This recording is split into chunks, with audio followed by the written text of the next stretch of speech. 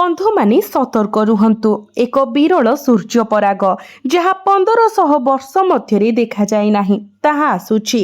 August 12 तारिख रे आपण एका सांगरे 3टी बड़ झटकार सम्मुखीन हेबाकु जाउछंती। एहाकु हालुका भाबरे नियंतु नाही, कारण एही सूर्य पराग पवित्र श्रावण मासर अमावास्या अर्थात चितालागी अमावास्या रे आपणक जीवन रे एक विराट परिवर्तन आनिबाकु जाउछि। सूर्य ग्रह मानकर राजा वर्तमान कर्कट राशि रे अवस्थित। एही ग्रहण आपणक उपरे गुरुत्वपूर्ण प्रभाव पकाइबा पई जाउछि। जदि आपण आज एही संपूर्ण भिडियोटी देखिबारे विफल हुअंती तेबे आपण एवं आपणक परिवार आपणक बाकी जीवन अनुताप करी बिताई पारंती, कारण एही सूर्य पराग परे 10टी दुखद घटना घटिबार पूर्वानुमान करा जाइछि। तथापि एही सूर्य पराग 5टी प्रमुख आशीर्वादर प्रतिश्रुति मध्य देउछि। एते आश्चर्यजनक खबर जे यह आपणको अबाक करिदेब। जदि आपण आज एही वीडियो देखुचंती तेबे बुझंतु जे सूर्यदेव सूर्य पराग पूर्वरु आपणको एक संकेत पठाइबाकू चेष्टा करूछंती। ब्रह्मांड एही वार्ता सुनिबा पई आपणको बाछिछि। एहाकू अणदेखा करिबा द्वारा बहुत क्षति होई पारे। तथापि एही वीडियो रे एपरि अंतर्दृष्टि रहिछि जहा निश्चित करिबो जे सूर्य पराग नकारात्मक परिणाम न दे शुभ फल प्रदान करिबो। एहा धन, गाड़ी किंबा एक प्रासाद हेउ आपण सब किछि पाइबे। तेनु भिडियोटी को शेष पर्यंत देखंतु एवं प्रत्येक विवरणी को ध्यानर सहित शुणंतु। एगुड़िक अत्यंत गोपनीय अंतर्दृष्टि एवं एहिपरि एक संरचना। श्रावण अमावास्या रे सूर्य पराग एक विरल घटना। तेणु एही गुप्त कथा गुड़िको काहा सहित बांटंतु नाही। एही भिडियोटी केवल आपणक पई उद्दिष्ट। एहाकू एक बंद कोठरी रे एकांतरे देखंतु, कारण आपणक भाग्य परिवर्तन हेबाकू जाउछि एवं आपणकर प्रयास सफल हेबाकू जाउछि। प्रथमाने आपण माने भगवान शनि को स्मरण करंतु एवं कमेंट बॉक्स रे जय शनिदेव लिखंतु। बंधु माने यह वर्षर सबुठारु गुरुत्वपूर्ण एवं शक्तिशाली सूर्य पराग। जदिओ यह भारत रे तथा ओडिशा रे दृश्यमान नुहे, किंतु यार प्रभाव समग्र 12टी जाक राशि उपरे पड़िबा पई जाउछि एवं आपणक जीवन उपरे मध्य यार प्रभाव गभीर हेबो, कारण यह श्रावण मासर अमावास्यार मध्यरात्रि रे घटुछि। बंधु माने एही समय आपणक जीवन रे बहुत सुंदर एवं सतर्कतार आवश्यकता सहित परिपूर्ण हेबो। आपणकर जानी रखिबा उचित जे आपणक पई एक निर्दिष्ट विपद हेउछि जे पराग समय आपणकर सबुठारु बड़ संपत्ति आपणक मन अस्थिर होई पारे। आपण हठात अतीतर घटना किंबा चिंताधारा मने पकाई पारंती जहा आपणको गभीर भावरे अस्थिर करिथाए। यह प्रायतः घटे जे आमे शांत हसु एवं मजा करू जेतेबेले हठात अतीतर एक स्मृति सामना को आसे। एक स्मृति जहा आम आखिरे लुह आनी थाए एवं आमको चिड़चिड़ा करि थाए। सूर्य परागर प्रथम प्रभाव आपणक उपरे एही मानसिक अस्थिरता हेबो। आपणक मन को नियंत्रण करिबा कष्टकर होई पारे।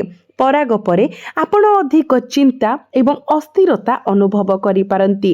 एही अधिक चिंता आपणकर राति रे निद हराई पारे एवं खराब निष्पत्ति आपण ग्रहण करि पारंती, विशेष करी स्टॉक मार्केट परि आर्थिक निवेश विषय किंबा जदि आपण चाकरी परिवर्तन विषय चिंता करूछंती एही क्षेत्र गुड़िक यथेष्ट प्रभावित होई पारे। जेहेतु प्राथमिक प्रभाव मानसिक अशांत अवस्था हेबो, आपणको बहुत सतर्क रहिबाको पड़िबो। तथापि मो भिडियोर शेष रे एही प्रभाव गुड़िको ह्रास करिबा पई प्रतिकार गुड़िक शेयर करिबे। तेणु चिंता करंतु नाही। एही प्रारंभिक प्रभाव को दृष्टि रे रखी आपण जणे बुद्धिमान व्यक्ति भाबरे अत्यंत सतर्क रहिबाको पड़िबो। एही समय कोनोसी परिस्थिति रे काहा सहित जुक्ति तर्क करंतु नाही। विवाद एते वृद्धि पाई पारे जे आपणको पुलिस स्टेशन को जिबाको पड़ी पारे। एही सूर्य पराग गुरुत्वपूर्ण, कारण यह चिता लागी अमावास्या रे बहु समय परे पड़ुछि। जदिओ सूर्य परागटी राति रे हेउछि ଏହାର ପ୍ରଭାବ ଦିନରୁ ହିଁ ଆରମ୍ଭ ହେବ। ତେଣୁ ଆପଣ କୌଣସି ବଡ଼ ନିଷ୍ପତ୍ତି ନେବାରୁ ଦୂରେଇ ରହିବା ଉଚିତ। ସୂର୍ଯ୍ୟ ପରାଗକୁ ଚାରିପାଖରେ ପ୍ରାୟ 48 ଘଣ୍ଟା ପାଇଁ କୌଣସି ବଡ଼ ନିବେଶ କରନ୍ତୁ ନାହିଁ। ଆପଣଙ୍କୁ ସମ୍ପୂର୍ଣ୍ଣ ଶାନ୍ତ ରହିବାକୁ ପଡ଼ିବ ଏବଂ ନୀରବତା ପାଳନ କରିବାକୁ ପଡ଼ିବ। ବନ୍ଧୁମାନେ, ଆପଣ ଯେଉଁ ଦ୍ୱିତୀୟ ପ୍ରତିକାରର ସମ୍ମୁଖୀନ ହୋଇପାରନ୍ତି ତାହା ଆର୍ଥିକ ବିଷୟ। ବନ୍ଧୁମାନେ, ସୂର୍ଯ୍ୟ ଆମ ଜୀବନରେ ବହୁତ ଗୁରୁତ୍ୱପୂର୍ଣ୍ଣ। ଏହା ଆମର ଧନ ବୃଦ୍ଧି, ଆତ୍ମବିଶ୍ୱାସ ବୃଦ୍ଧି ଏବଂ ଆମ ଜୀବନରେ ଶାନ୍ତି ଏବଂ ଖୁସି ଆଣିବାରେ ଏକ ଗୁରୁତ୍ୱପୂର୍ଣ୍ଣ ଭୂମିକା ଗ୍ରହଣ କରେ। ସୂର୍ଯ୍ୟଙ୍କର ପ୍ରଭାବ ଦ୍ୱାରା ଜଣେ ଇଚ୍ଛା କରୁଥିବା ରାଜକୀୟ ରାଜା ପରି ଜୀବନଶୈଳୀ ପ୍ରାପ୍ତ ହୁଏ। ବନ୍ଧୁମାନେ, ସଚେତନ ରୁହନ୍ତୁ ଯେ ଏହି ସମୟ ମଧ୍ୟରେ ହଠାତ୍ ବଡ଼ ଖର୍ଚ୍ଚ ହୋଇପାରେ, କାରଣ ସୂର୍ଯ୍ୟ କର୍କଟ ରାଶିରେ ଅବସ୍ଥିତ, ଯାହା ଆପଣଙ୍କୁ ଏକ ଅପ୍ରତ୍ୟାଶିତ ଖର୍ଚ୍ଚର ସମ୍ମୁଖୀନ କରାଇପାରେ, ଯେପରିକି ଆଶ୍ଚର୍ଯ୍ୟଜନକ ଭାବରେ ଅଧିକ ବିଲ୍, କିଣାକଟା ସମୟରେ ଅଧିକ ଖର୍ଚ୍ଚ କରିବା କିମ୍ବା ଅନଲାଇନ୍ ଠକେଇର ଶିକାର ହେବା। ତେଣୁ ବନ୍ଧୁମାନେ, ଦ୍ୱିତୀୟ ଆଘାତ ଆର୍ଥିକ ହୋଇପାରେ। ତେଣୁ ଆପଣ କେଉଁଠାରେ ନିବେଶ କରିବେ କିମ୍ବା ଆପଣଙ୍କ ଟଙ୍କା ଖର୍ଚ୍ଚ କରିବେ ସେ ବିଷୟରେ ଅତ୍ୟନ୍ତ ସତର୍କ ରହିବାକୁ ପଡ଼ିବ। ଏହି ସୂର୍ଯ୍ୟ ପରାଗ ସମୟରେ ନକାରାତ୍ମକ ଶକ୍ତିରେ ପରିବେଶ ବହୁତ ଭାରୀ ହୋଇଯାଏ। ମନେ ରଖନ୍ତୁ ଯେ ଏହି ଦିନଟି ଶ୍ରାବଣ ମାସର ଅମାବାସ୍ୟା ତିଥି ଅଟେ, ଯେଉଁ ସମୟରେ ନକାରାତ୍ମକ ଶକ୍ତି ଯେପରିକି ଆତ୍ମା ଏବଂ ଦୁଷ୍ଟ ଶକ୍ତି ସେମାନଙ୍କର ଶୀର୍ଷରେ ଥାଏ। ଯଦିଓ ଦିବ୍ୟ ଶକ୍ତି ଗୁଡ଼ିକ ସାଧାରଣତଃ ଆମକୁ ସୁରକ୍ଷା ଦିଅନ୍ତି, ନିଶ୍ଚିତ କରନ୍ତି ଯେ ଏହା ଆସିବା ପୂର୍ବରୁ ଆମେ କ୍ଷତିରୁ ରକ୍ଷା ପାଇବୁ। ସୂର୍ଯ୍ୟ ପରାଗ ସମୟରେ ସେମାନଙ୍କର ପ୍ରଭାବ କମ୍ ସକ୍ରିୟ ଥାଏ। ତେଣୁ ଆପଣଙ୍କୁ ସତର୍କ ରହିବାକୁ ପଡ଼ିବ ଏବଂ ନିଜକୁ ନିୟନ୍ତ୍ରଣରେ ରଖିବାକୁ ପଡ଼ିବ।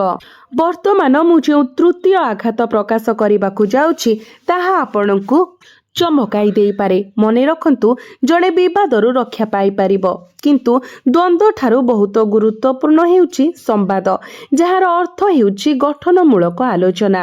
ଏହି ସୂର୍ଯ୍ୟ ପରାଗ ସମୟରେ ଆପଣଙ୍କର ସବୁଠାରୁ ବଡ଼ ଶକ୍ତି ହେବ ଏକ ନମ୍ର ସ୍ୱଭାବ। ଚିଡ଼ିଚିଡ଼ା କିମ୍ବା କ୍ରୋଧର ଶିକାର ହେବା କିମ୍ବା ଅନ୍ୟମାନଙ୍କୁ କଠୋର ଶବ୍ଦ କହିବା ଗମ୍ଭୀର ଦୀର୍ଘସ୍ଥାୟୀ ପରିଣାମ ଆଣିପାରେ। ତୁଚ୍ଛ ବିଷୟ ଉପରେ ବଡ଼ ଯୁକ୍ତିତର୍କ ରୂପରେ ଆପଣ ତୃତୀୟ ଆଘାତର ସମ୍ମୁଖୀନ ହୋଇପାରନ୍ତି। ସମ୍ପର୍କରେ ଭୁଲ ବୁଝାମଣା ସୃଷ୍ଟି ହୋଇପାରେ। ଯେହେତୁ ସୂର୍ଯ୍ୟ କର୍କଟ ରାଶିରେ ଅବସ୍ଥିତ, ଏହାର ପ୍ରଭାବ ଆପଣଙ୍କ ପରିବାର ଏବଂ ଆପଣଙ୍କ ଜୀବନସାଥୀଙ୍କ ଉପରେ ବିସ୍ତାର କରିବ। ପୁରୁଣା ପାରିବାରିକ ସମସ୍ୟା ଗୁଡ଼ିକ ପୁନର୍ବାର ଦେଖା ଦେଇପାରେ ଏବଂ ବିବାଦରେ ପରିଣତ ହୋଇପାରେ। ଏହି ଚେତାବନୀ ଆପଣଙ୍କ ପାଇଁ ଅତ୍ୟନ୍ତ ଗୁରୁତ୍ୱପୂର୍ଣ୍ଣ, କାରଣ ଶନି ବର୍ତ୍ତମାନ ଏଭଳି ସ୍ଥିତିରେ ଅଛନ୍ତି ଯାହା ପାଇଁ ଆପଣ ପ୍ରାୟତଃ ଛୋଟ ଛୋଟ କଥାକୁ ନିଜ ହୃଦୟକୁ ନେଇପାରନ୍ତି ଏବଂ ଗଭୀର ଆଘାତ ପାଇପାରନ୍ତି। ସୂର୍ଯ୍ୟ ପରାଗ ସମୟରେ ପରିସ୍ଥିତି ଆପଣଙ୍କୁ ବହୁତ କମ୍ କହିବାକୁ କହୁଛି। ଆପଣଙ୍କୁ ଅଧିକ ଶୁଣିବାକୁ ପଡ଼ିବ ଏବଂ କମ୍ କଥା କହିବାକୁ ପଡ଼ିବ। ଲୋକମାନେ ଆପଣଙ୍କୁ ତାତ୍ସଲ୍ୟ କରିପାରନ୍ତି କିମ୍ବା ଆପଣଙ୍କୁ ଉତ୍ତେଜିତ କରିବାକୁ ଚେଷ୍ଟା କରିପାରନ୍ତି। ତଥାପି ଜଣେ ଜ୍ଞାନୀ ବ୍ୟକ୍ତି ଆକ୍ରମଣାତ୍ମକ ଭାବରେ ପ୍ରତିଶୋଧ ନେବା ବ୍ୟକ୍ତି ନୁହନ୍ତି, ପଥର ସହିତ ଇଟାକୁ ଭେଟନ୍ତି, ବରଂ ସେହି ବ୍ୟକ୍ତି ଯିଏ ସେହି ଇଟାକୁ ବ୍ୟବହାର କରି ନିଜର ଘର ନିର୍ମାଣ କରନ୍ତି। ଅନ୍ୟ ଶବ୍ଦରେ, ଲୋକମାନେ ଆପଣଙ୍କୁ ଉତ୍ତେଜିତ କରିବା ପାଇଁ କିଛି କହିପାରନ୍ତି, କିନ୍ତୁ ଯଦି ଆପଣ ଆତ୍ମନିୟନ୍ତ୍ରଣ ବଜାୟ ରଖନ୍ତି, ବ୍ୟଙ୍ଗ ସହ୍ୟ କରନ୍ତି ଏବଂ ଦୃଢ଼ ରୁହନ୍ତି, ତେବେ ଏହି ସୂର୍ଯ୍ୟ ପରାଗ ଆପଣଙ୍କ ପାଇଁ ଖୁସିର ଦ୍ୱାର ଖୋଲିଦେବ। ବର୍ତ୍ତମାନ ଆପଣ କେଉଁ ଭୁଲ ଗୁଡ଼ିକ ଏଡ଼ାଇବା ଉଚିତ, ମୁଁ ସେଗୁଡ଼ିକ ଆପଣଙ୍କୁ କହିବି। ଏହିଭଳି ପ୍ରାୟ 5ଟି ଭୁଲ ଅଛି, ତେଣୁ ଦୟାକରି ବହୁତ ସତର୍କତାର ସହିତ ଶୁଣନ୍ତୁ। ଏହି ଭିଡ଼ିଓ କେବଳ ସଂଯୋଗ ବଶତଃ ଆପଣଙ୍କ ସମ୍ମୁଖରେ ଦେଖାଯାଏ ନାହିଁ। ଏହି ସୂର୍ଯ୍ୟ ପରାଗ ସମୟରେ ଆପଣ ଜାଣିଶୁଣି କିମ୍ବା ଅଜାଣତରେ ଭୁଲ କରିବାକୁ ଯାଉଥିଲେ, ତଥାପି ଆପଣଙ୍କ ପୂର୍ବପୁରୁଷମାନେ ଆପଣଙ୍କ ଉପରେ ନଜର ରଖିଛନ୍ତି। ଏକ ପୂର୍ବପୁରୁଷ ଶକ୍ତି ଆପଣଙ୍କୁ ସାହାଯ୍ୟ କରୁଛି ଏବଂ ଆପଣଙ୍କର କୁଳଦେବାଦେବୀ ଆପଣଙ୍କୁ ତ୍ରୁଟିରୁ ରକ୍ଷା କରିବାକୁ ଆସିଛନ୍ତି। ତେଣୁ ଆପଣ ଏହି ଭିଡ଼ିଓକୁ ଅଣଦେଖା କରିବା ଉଚିତ ନୁହେଁ ଏହାକୁ ଶେଷ ପର୍ଯ୍ୟନ୍ତ ଦେଖନ୍ତୁ ଏବଂ ଏହାକୁ ସମ୍ମାନର ସହିତ ବ୍ୟବହାର କରନ୍ତୁ। ବନ୍ଧୁମାନେ, ଆପଣ ଏହି ସୂର୍ଯ୍ୟ ପରାଗକୁ ନିଜ ପାଇଁ ଅତ୍ୟନ୍ତ ଶୁଭ କରିବାର ଏକ ପଥ ଆବିଷ୍କାର କରିବେ, କାରଣ ଏହି ନିର୍ଦ୍ଦିଷ୍ଟ ସ୍ୱର୍ଗୀୟ ସଂଯୋଜନ 1500 ବର୍ଷ ପରେ ଘଟୁଛି। ଆମେ ବର୍ତ୍ତମାନ ପବିତ୍ର ଶ୍ରାବଣ ମାସରେ ଅଛୁ ଏବଂ ଏହା ଅମାବାସ୍ୟାରେ ସଂଘଟିତ ହେବ। ଏପରି ସଂଯୋଜନ ଚନ୍ଦ୍ର କିମ୍ବା ସୂର୍ଯ୍ୟ ପରାଗ ସହ ଜଡ଼ିତ ହେଉ ଗଭୀର ଭାବରେ ଗୁରୁତ୍ୱପୂର୍ଣ୍ଣ ଏବଂ ବିରଳ। ଏହି ଦିନ ଆପଣଙ୍କୁ ବହୁତ ଉଚ୍ଚତାକୁ ଉନ୍ନୀତ କରିପାରେ କିମ୍ବା ଏକ ଛୋଟ ତ୍ରୁଟି ଦ୍ୱାରା ଆପଣଙ୍କୁ ନିଃସହାୟ କରିପାରେ। ତେଣୁ 5ଟି ଭୁଲ ଅଛି ଯାହା ଆପଣଙ୍କୁ ଯେକୌଣସି ମୂଲ୍ୟରେ ଏଡ଼ାଇବାକୁ ପଡ଼ିବ। ତେଣୁ ଏହି 5ଟି ଭୁଲ କ'ଣ? ବହୁତ ଧ୍ୟାନର ସହିତ ଶୁଣନ୍ତୁ। ପ୍ରଥମତଃ, ଯଦି କେହି ସାହାଯ୍ୟ ପାଇଁ ଡାକିଥାଏ ତେବେ ମନା କରନ୍ତୁ ନାହିଁ। ରାତିର ଅନ୍ଧାର ହେଉ କିମ୍ବା ମଧ୍ୟାହ୍ନ, ଯଦି କୌଣସି ଅଭାବୀ ବ୍ୟକ୍ତି ସାହାଯ୍ୟ ମାଗେ ତାହା ଆପଣଙ୍କ ଯାନ, ଆପଣଙ୍କ ପୋଷାକ କିମ୍ବା ଅନ୍ୟ କିଛି ନାଁ କୁହନ୍ତୁ ନାହିଁ। ଏହା ହୃଦୟ ଏବଂ ଏହାର ଉଦାରତାର ପରୀକ୍ଷା। ଆପଣ ଆପଣଙ୍କର ହୃଦୟ ଖୋଲି ଅନ୍ୟମାନଙ୍କୁ ସାହାଯ୍ୟ କରିବା ଉଚିତ। ଏଡ଼ାଇବାକୁ ଥିବା ପ୍ରଥମ ଭୁଲ ହେଉଛି କାହାକୁ ସାହାଯ୍ୟ କରିବାରୁ ଦୂରେଇ ରହିବା। ଯଦି ଆପଣ ଏପରି କରନ୍ତି ତେବେ ଆପଣ ଅନ୍ୟମାନଙ୍କ ପଛରେ ପଡ଼ିଯିବେ। କିଛି ଲୋକ ଭୟ ବିସ୍ତାର କରିବେ ଏବଂ ଆପଣଙ୍କୁ ଭିତ୍ତିହୀନ କାହାଣୀ କହିବେ। ସେମାନଙ୍କ ଦ୍ୱାରା ପ୍ରଭାବିତ ହୁଅନ୍ତୁ ନାହିଁ। ସେମାନେ ଦାବି କରନ୍ତି ଯେ ସୂର୍ଯ୍ୟ ପରାଗ ସମୟରେ ଭୟଙ୍କର ଘଟଣା ଘଟେ, କିନ୍ତୁ ସେପରି କିଛି ଘଟେ ନାହିଁ। ଯଦି ଆମେ ସତର୍କ ରହିଥାଉ ତେବେ ଘଟଣାଟି ଆମ ପାଇଁ ଶୁଭ ପ୍ରମାଣିତ ହୁଏ। ଏହା ସହିତ ସୂର୍ଯ୍ୟ ପରାଗ ସମୟରେ କୌଣସି ପ୍ରତିଶ୍ରୁତି ଦିଅନ୍ତୁ ନାହିଁ, ଯେପରି କାହା ପାଇଁ ଏହା କିମ୍ବା ତାହା କରିବାର ପ୍ରତିଜ୍ଞା କରିବା। ଆମେ ପ୍ରାୟତଃ ଅନ୍ୟ ବ୍ୟକ୍ତିଙ୍କ ପାଇଁ କିଛି କିଣିବାକୁ ଆଗ୍ରହୀ ଭାବରେ ପ୍ରତିଶ୍ରୁତି ଦେଉ, କିନ୍ତୁ ଏବେ ତାହା କରିବା ଏଡ଼ାଇବା ଉଚିତ। ଆପଣ ପ୍ରତିଶ୍ରୁତି ଦେବା ଉଚିତ ନୁହେଁ, ଯେପରିକି ଆପଣଙ୍କ ପରିବାରକୁ କହିବା ଯେ ଆପଣ ସେମାନଙ୍କୁ ବାହାରକୁ ନେଇଯିବେ, ଯାହାକୁ ଆପଣ ପରେ ପୂରଣ କରିପାରିବେ ନାହିଁ। ସୂର୍ଯ୍ୟ ପରାଗ ସମୟରେ ଏପରି କୌଣସି ପ୍ରତିଶ୍ରୁତି ଦେବା ଏଡ଼ାଇବା ଉଚିତ। ଆପଣଙ୍କୁ ଏଥିପ୍ରତି ସତର୍କ ରହିବା ଉଚିତ। ଏହା ବ୍ୟତୀତ ଆପଣ ସୂର୍ଯ୍ୟ ପରାଗ ସମୟରେ କୌଣସି ମିଛ କହିବା ଉଚିତ ନୁହେଁ। ମନେ ରଖନ୍ତୁ ଯେ ଏହି ସମୟରେ ମିଛ କହିବା ଗୁରୁତର ପରିଣାମ ଆଣିପାରେ। ବ୍ୟବସାୟୀଙ୍କ ଭଳି ଅନେକ ଲୋକଙ୍କର ବାରମ୍ବାର ମିଛ କହିବା ଅଭ୍ୟାସ ଥାଏ। ତଥାପି ସୂର୍ଯ୍ୟ ପରାଗ ସମୟରେ ଚନ୍ଦ୍ର ଏବଂ ସୂର୍ଯ୍ୟ ଗଭୀର ପ୍ରଭାବ ପକାଇଥାନ୍ତି। ଯେଉଁମାନେ ମିଛ କୁହନ୍ତି, ଭୁଲ କାମ କରନ୍ତି କିମ୍ବା ଅସତ୍ କାର୍ଯ୍ୟ କରନ୍ତି, ସେମାନଙ୍କ ଜୀବନରେ ଅଶୁଭତା ଆହୁରି ବ୍ୟାପିଯାଏ। ଏହା ସହିତ ଅନେକ ଲୋକ ସୂର୍ଯ୍ୟ ପରାଗରେ ଭିଡ଼ିଓ ରେକର୍ଡିଂ କରିବା କିମ୍ବା ଖାଲି ଆଖିରେ ଦେଖିବା ଆରମ୍ଭ କରନ୍ତି। ଏପରି କରିବା ଦ୍ୱାରା ଆପଣଙ୍କ ଉପରେ ସୂର୍ଯ୍ୟ ପରାଗର ପ୍ରତିକୂଳ ପ୍ରଭାବ ବୃଦ୍ଧି ପାଇବ। ଯଦିଓ ଭାରତରେ ଏହି ପରାଗ ଦୃଶ୍ୟମାନ ହେଉନାହିଁ, ତଥାପି ଆପଣ ସୂର୍ଯ୍ୟଙ୍କୁ ଦେଖିବା ଉଚିତ ନୁହେଁ। ସୂର୍ଯ୍ୟଙ୍କୁ ଦେଖିବା ନିଶ୍ଚିତ ଭାବରେ ଆପଣଙ୍କ ଜୀବନକୁ ପ୍ରଭାବିତ କରିବ। ଏହା ସହିତ ପବିତ୍ର ଶ୍ରାବଣ ମାସରେ ଚିତାଲାଗି ଅମାବାସ୍ୟା ଦିନ ଏହି ସୂର୍ଯ୍ୟ ପରାଗ ସଂଘଟିତ ହେଉଛି।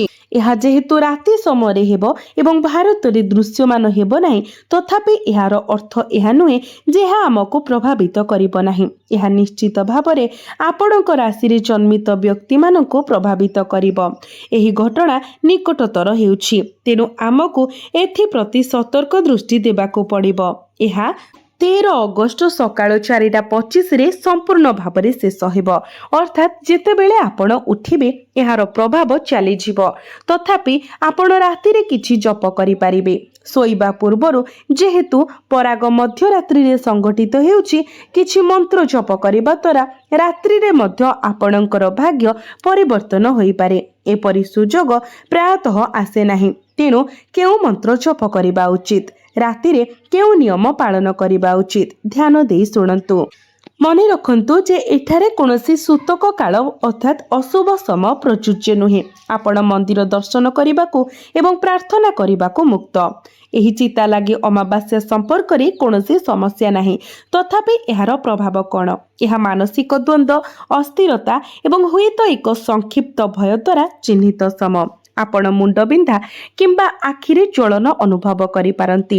ପୁରୁଣା ପେଟ ସମ୍ବନ୍ଧୀୟ ସମସ୍ୟା ପୁନର୍ବାର ଦେଖାଦେଇପାରେ। ମୋର ପରାମର୍ଶ ହେଉଛି କେବଳ ଚାପକୁ ଦୂରରେ ରଖନ୍ତୁ, ଅଧିକ ଚିନ୍ତା କରିବାରୁ ଦୂରେଇ ରୁହନ୍ତୁ ଏବଂ ଆପଣଙ୍କୁ ସମ୍ପୂର୍ଣ୍ଣ ରାତିର ନିଦ ମିଳୁ। କର୍ମକ୍ଷେତ୍ରରେ ଏହି ସମୟ ମଧ୍ୟରେ ଟିକେ କୂଟନୀତି ଆବଶ୍ୟକ।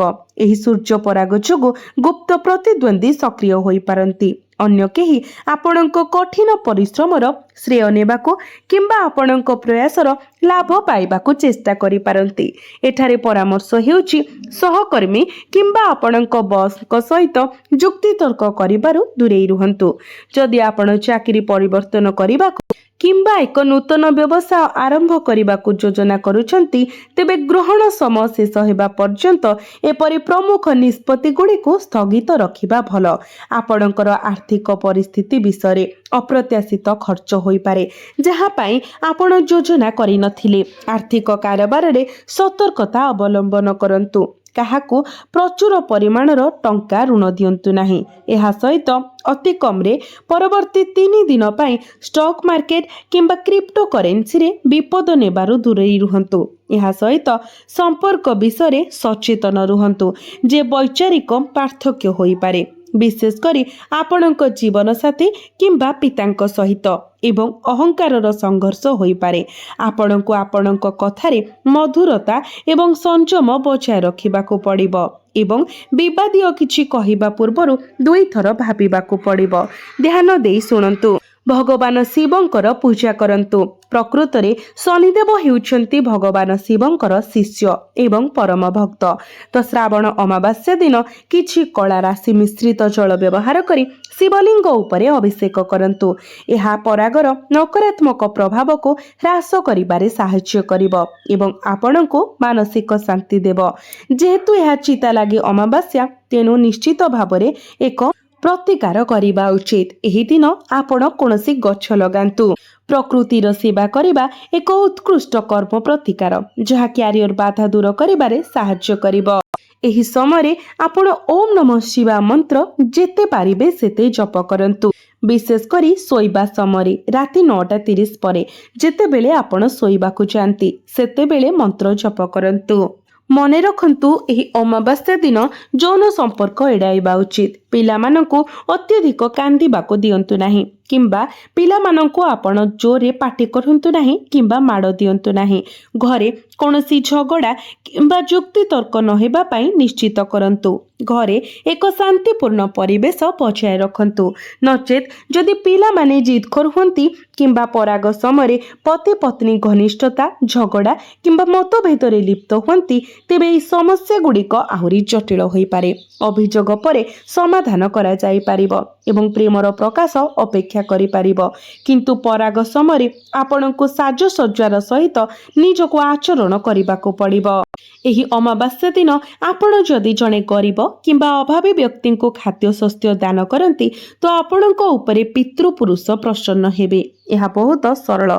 जेहेतु वर्तमान वर्षा ऋतु हेउची आपण कोनोसी अभावी व्यक्ति को छता किंबा रेनकोट दान करि पारिबे।